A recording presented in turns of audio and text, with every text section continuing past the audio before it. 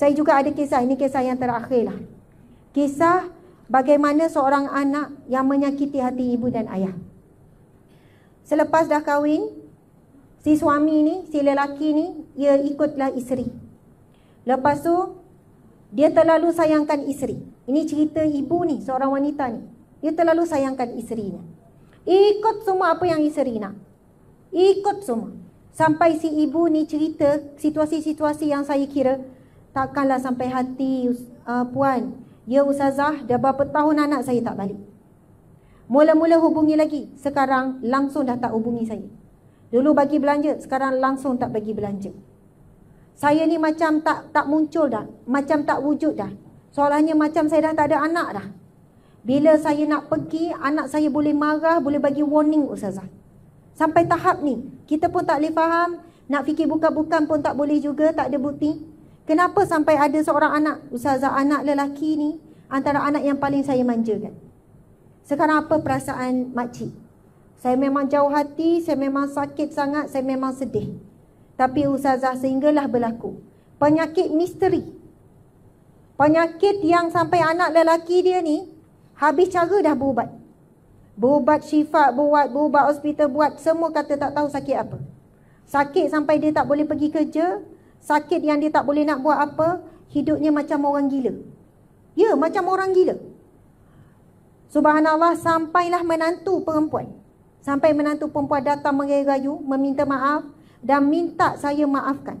Saya tak pernah cakap apa-apa pun pada anak lelaki. Saya cuma terasa hati je. Saya cuma rasa, saya tak tahu saya redha ke saya tak redha terhadap anak saya. Tapi saya ada rasa sedih ustazah. Tapi saya tak pernah doakan yang buruk. Tetapi bila menantu datang, cerita keadaan anak lelaki saya macam ni. Ketika itu, saya solat, saya doa betul-betul dengan Allah dan saya seikhlas hati maafkan anak lelaki saya yang terlalai, menantu saya yang lalai. Bertahun-tahun si ibu ni menderita. Wallahu alam, subhanallah, mungkin memang ada kaitan. Bukan nak sebut apa. Memang selepas ibu ni maafkan dengan seikhlas hati, anak ni mula sembuh. Allah buka kesembuhan sehingga anak ini balik semula, mohon ampun dan sebagainya. Kadang-kadang mungkin kita hidup susah, sempit, sakit, masalah tak sudah-sudah. Rupanya punca ibu ayah kita kecil hati dengan kita. Ibu ayah kita ada simpan perasaan. Yang kita kalau minta maaf pun umum je. Mak, kita minta maaf ya kalau ada buat salah. Macam tu. Kalau dengan kawan buat salah, kita bersungguh-sungguh minta maaf. Tetapi kadang-kadang dengan ibu ayah, kita kena bersungguh-sungguh. Soal siapa betul, siapa salah, tolak tepi kalau dengan mak ayah. Ustazah, kalau macam tu, dia orang rasa selalu betul lah. Mengalah dengan ibu ayah sebenarnya adalah satu kemenangan. Walaupun kita salah, walaupun kita yang betul, jelas-jelas kalau tanya orang siapa yang betul. Tetapi disitulah ujian bagi ibu dan ayah untuk jadi ibu ayah yang baik. Ibu ayah yang baik. Dan kita jadi ibu ayah, jangan selalu guna kuasa ibu ayah. Mudah-mudah nak kata anak derhaka. Mudah-mudah nak ugut anak tu. Kalau kau terus-terusan macam ni, aku tak reda, kehidupan kau gini-gini. Tak boleh, ini bukan ibu ayah yang baik.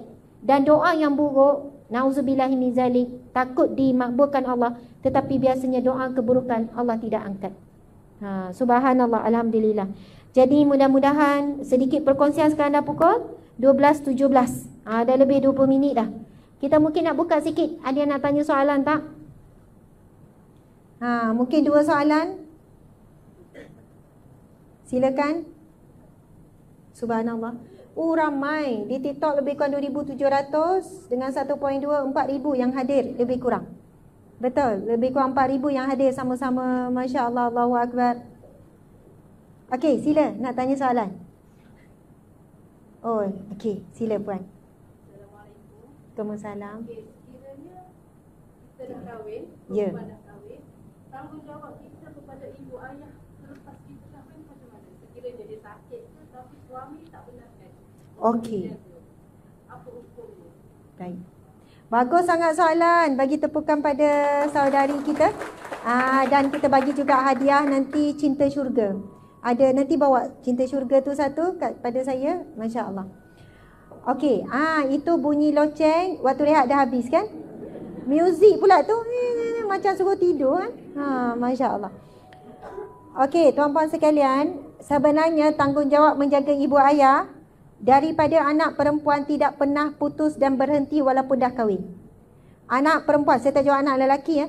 Anak perempuan tetap berkewajipan berbakti dan berbuat baik kepada kedua orang tua. Tak boleh kalau kita kata, anak lelaki kan kena jaga mak ayah kan, patut awak ni awak anak lelaki, saya perempuan, saya sebab isi orang, saya kena lebih kepada suami. Tak. Dalam Islam, anak lelaki dan anak perempuan walaupun dah ada keluarga dan berumah tangga, tetap berkewajipan, wajib berbakti kepada ibu dan ayah. Dengan cara yang berbeza. Dengan mengikut kadar kemampuan masing-masing. Bila perempuan jadi isteri, dah kahwin, ada suami. Antara ibu ayah dengan suami, suami nombor 1. Tapi ibu ayah pun bukan nombor 2. Dah confuse kan? Kan? Itulah. Suami nombor 1. Tapi bukan bermaksud ibu ayah diketepikan. Kadar kemampuan. Kalau dapat suami yang, saya tak bagi awak. Saya tak bagi awak bagi duit dekat mak ayah awak. Boleh bagi tak? Mak ayah, suami tak bagi. Saya tak bagi, saya tak redha kalau awak transfer apa-apa duit kat mak ayah awak. Saya nak tanya, boleh bagi tak? Boleh. Kita cari rezeki, kita bekerja, duit itu sebenarnya suami tak ada hak untuk menghalang. Dan sebenarnya apa yang suami halang dan larang itu sesuatu yang bertentangan dengan syariat. Si anak perempuan ini dibesarkan susah payah dengan pengorbanan air mata, air darah, air keringat yang tidak akan terbayar dengan apa pun, dunia dan isinya. Maka bila anak perempuan nak berbakti dengan berikan sedikit belanja, maka sepatutnya suami tidak boleh menghalang. Dan kalau suami itu menghalang sampai putus silaturahim, suami ini bertanggungjawab dan berdosa besar. Tidak boleh memutuskan hubungan silaturahim. Di sana ada satu hadis Nabi SAW.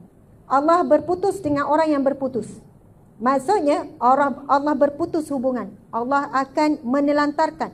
Allah tidak akan memelihara dan menjaga orang yang memutuskan hubungan silaturahim. Dalam kitab Al-Kabair, bab dosa-dosa yang besar, saya ingat saya bab yang kedua ataupun bab yang ketiga berkenaan antara dosa yang terbesar adalah dosa memutuskan hubungan silaturahim. Masuk silaturahim, hubungan rahim. Hubungan rahim yang paling tinggi adalah ibu dan anak. Ibu bapa dan anak, itu rahim yang paling nombor 1 paling tinggi. Yang kedua, silaturahim yang kedua adalah adik beradik. Yang seterusnya pergi kepada nenek atau pak saudara, mak saudara, sepupu sepapat. Ini adalah hubungan yang berkait dengan rahim daripada atas. Tapi yang paling tinggi ranking adalah ibu bapa dengan anak. Jadi sangat besar siapa yang menjadi penyebab kepada pemutus silaturahim ataupun memutuskan silaturahim. Yang jadi sebab berdosa besar, kita bimbang, kita solat jaga, puasa jaga, aurat jaga, tapi kita putus silaturahim. Bahkan disebut dalam hadis Nabi, bukan hadis Nabi, ini seorang sahabat Nabi. Dia sedang menyampaikan majlis ilmu, kemudian dia pun berkata dalam majlis, siapa yang berputus silaturahim, sila keluar daripada majlis ini. Kemudian bangun seorang pemuda, dia terus, saya tak ingat Anas bin Malik ke, tapi sahabat Nabi yang terdekat. Dia terus keluar daripada majlis, dia pergi minta maaf dengan mak saudara dia. Rupanya dia ada buat masalah sampai putus silaturahim dengan mak saudara dia. Lepas tu, mak saudara dia pun bertanya, kenapa kamu tiba-tiba datang minta maaf ni? Dia tak fikir dah siapa yang salah. Kalau sebelum tu mungkin dia rasa mak saudara dia yang salah. Dia tak fikir dah ni. Dia tahu dia nak pergi minta maaf saja. Sebab apa? Lalu dia pun balik semula dalam majlis. Dia tanya balik sahabat Nabi. Masa ni peristiwa ni berlaku dalam kitab Al-Kabair ni, diceritakan kisah ini. Masa ni sahabat Nabi ni, Nabi dah wafat. Sahabat Nabi yang buat majlis ilmu. Lalu sahabat Nabi yang terdekat ni menjawab, disebabkan ada yang memutuskan silaturahim, tertahan rahmat Allah di dalam majlis ini. Bayangkan ya, kalau di rumah kita ada yang putuskan silaturahim, rahmat Allah tertahan.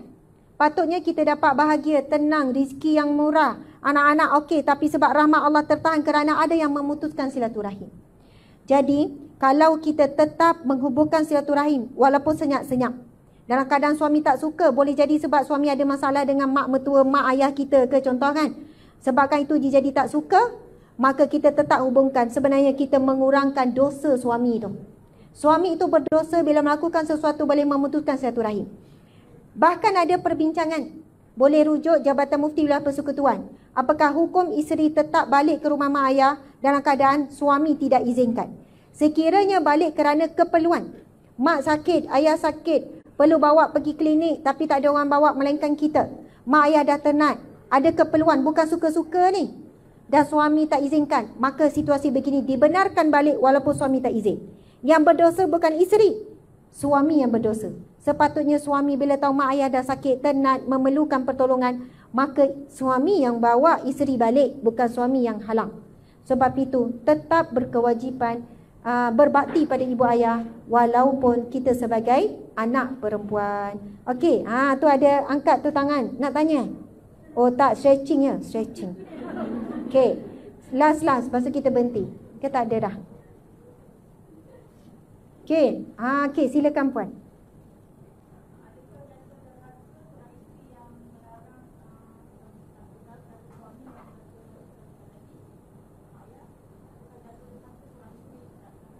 Okey. Dari segi mulut suami dia akan kata derhaka lah. Awak ni isi derhaka ya. Saya dah cakap jangan balik. Awak balik juga. Sebenarnya di sini bukan isteri yang derhaka, suami yang derhaka. Oh berani ustazah sebut macam ni, nanti orang cut viral, ustazah kena kecam. Saya banyak kali ada kena kecam isu ni. Saya dulu perundincara rumah tangga, kaunselor di Jabatan Agama 4 tahun. Saya bukan nak bagi tahu pasal sebab saya kerja tu jadi saya boleh cakap macam ni.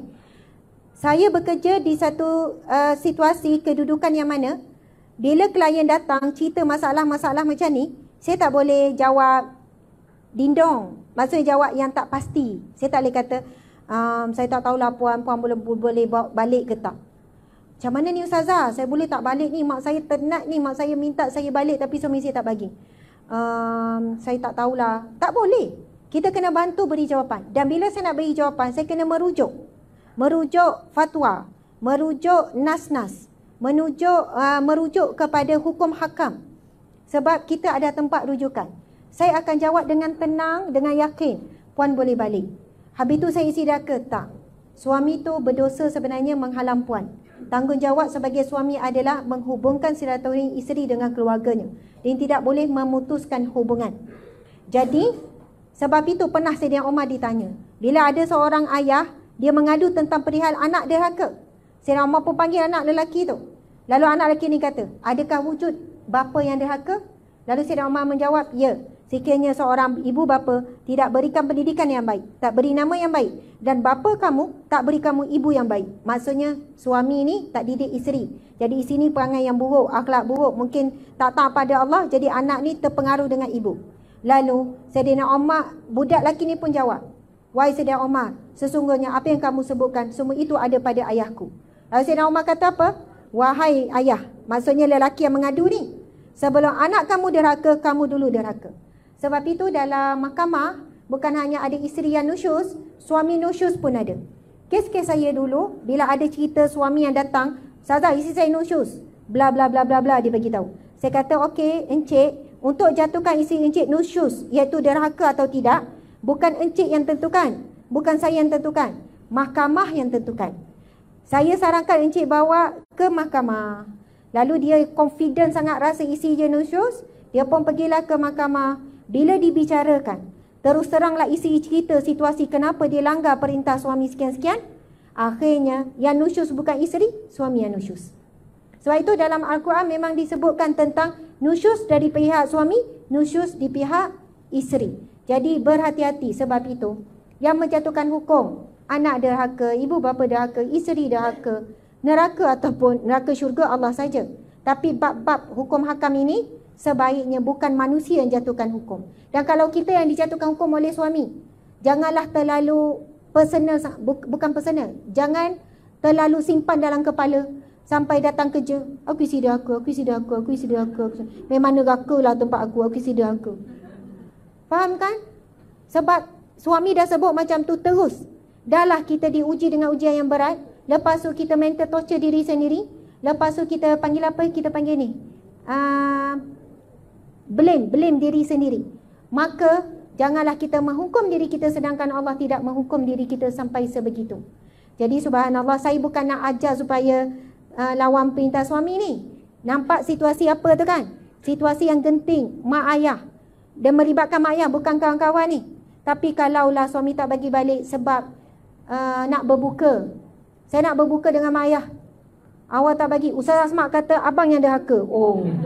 Padahal tak bagi berbuka je. Sebab suami dah nak berbuka dengan kita, awak tak payahlah. Nantilah lain kali. Janganlah pula dia pukul rata semua. Hujah jangan dia spin kan. Sebab kita sebut situasi yang bagaimana. Wallahualam. Terima kasih banyak-banyak. Moga menjawab. Moga bermanfaat perkongsian kita pada hari ini, insya-Allah. Selamat berpuasa, meneruskan ibadah lebih kurang 15 hari lagi.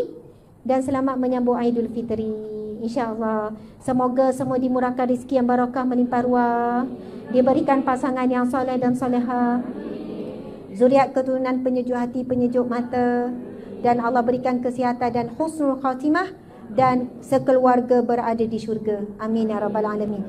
Wallahu alam. Assalamualaikum warahmatullahi wabarakatuh. Waalaikumsalam. Terima kasih.